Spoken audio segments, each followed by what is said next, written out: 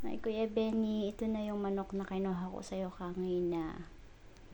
Masarap ba talaga yung mga manok? Isa lang kinuha ko ah. Hindi ko lahat kinuha yung mga kumpare mo. Isa lang. Ewan ko kung sino to. Sorry naman.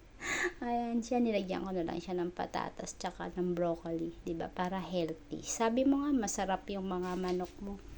Pero yung maliit lang ang kinuha ko sa kulungan. Sabi mo kasi, yung nasa kulungan. Kaya yun na lang yung kinuha ko. Ayan na siya.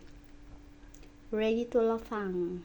Lalafangin ko na yan mamaya, Kuya Benny. Yan yung lunch and dinner ko. Yan, masarap yan. Sabi mo ha. Promise mo yan, Kuya Benny. Sa susunod, yung mga itik mo naman na nagtitimpasaw. Akala ko talaga timpasyaw. Timpasaw pala.